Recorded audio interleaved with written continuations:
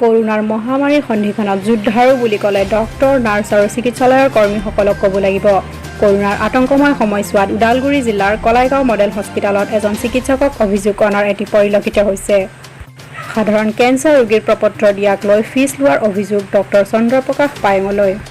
আজি নিউজ 24 বডলেণ্ডৰ সংবাদদাতা জিতেন বসুমতাৰী আৰু ভূপেন বনিয়াৰ আগত ডক্টৰ পায়েং স্পষ্টীকৰণ দিয়ে। আজি মই কলাইগাঁও ৰাজ্যিক চিকিৎসালয় আৰু মডেল হস্পিটেলত থকা মোটামুটি 23 বছৰ হৈ গৈছে।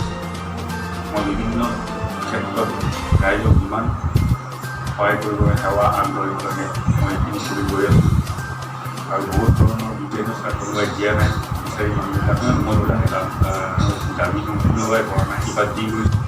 আৰু এইকেইদিন যিটো MLA ফাণ্ডৰ পৰা এটা পইচা আহিছে মানুহবিলাকৰ বেমাৰৰ কাৰণে, যিবিলাক বেমাৰ ক'বলৈ গ'লে চিৰিয়াছ বেমাৰ, এই চিৰিয়াছ বেমাৰবিলাকৰ কাৰণে একচুৱেলি সাধাৰণতে ইয়াত ট্ৰিটমেণ্ট নিদিওঁৱে হয়।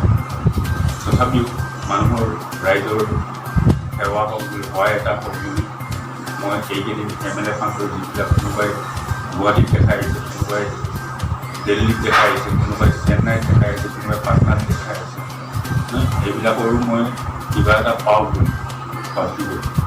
বুলি মই চাৰ্টিফিকেট যোৱা বছৰো দিছিলোঁ MLA ফাণ্ডৰ, মানুহবিলাক সহায় পাইছিলোঁ। এইবাৰো তেনেকৈ মানুহবিলাক আহিছে, সেইকাৰণে মই চাৰ্টিফিকেটখন দিব নালাগে আচলতে। সেইকাৰণে যিখন হস্পিটেলত একচুৱেলি ট্ৰিটমেণ্ট লৈছে, যোনদিনাখন এডমিশ্যন হৈছে, ভৰ্তি কৰিছে পেচেণ্টটো, সেই তাতে ল'ব লাগে। কিন্তু মই কিবা সহায় হওক বুলি, মানুহবিলাকৰ কিবা সহায় হওক বুলি মই ৰিপৰ্টবিলাক চাওঁ, চাই কি ডায়েগনচিছ হৈছে চাওঁ, চাই পেলাই কেতিয়া ভৰ্তি কৰিছে মানুহবিলাকে হস্পিটেলত, এই ডেটটো চাওঁ, ডেটটো চাই পেলাই মই তাত ফিল আপ কৰিছোঁ আৰু চহী এটা মাৰিছোঁ।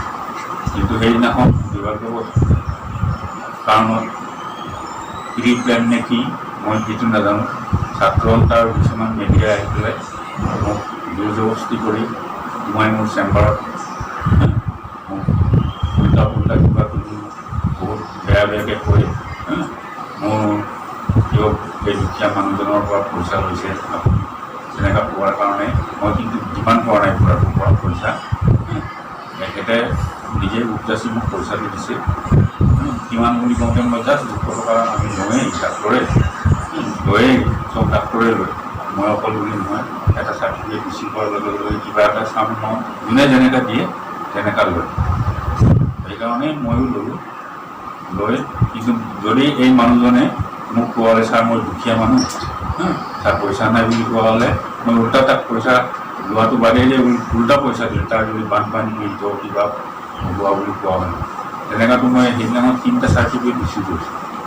মই এই মানুহবিলাকৰ কথা জানো, তাহাঁতৰ ঘৰ বাৰীৰ কথা জানো। এই মানুহজনৰো যদি ঘৰ বাৰীটো জনা হ'লে মই কেতিয়াও পইচা নল'লোঁ। কিন্তু 3জনক সেইদিনাখন ৰিচিভ কৰিছোঁ, 3জনৰে মোৰ পইচা নাই। এজনে পাটনাত কৰিছে, এজনে গুৱাহাটীত কৰিছে, এজনে মঙলদৈত কৰিছে। মঙলদৈত যাবলৈ পইচা নাই, যিজন ৰাতিপুৱাই আহিছে পেচেণ্ট, মঙলদৈত ট্ৰিটমেণ্ট পেচেণ্ট, তাকে সুবিধা হওক বুলি মই এইখিনি কাম কৰিলোঁ। কিন্তু উল্টা মোকে সহায় কৰিব যাওঁতে উল্টা মোকে অপমান কৰিছে, মিছবিহেভ কৰিছে।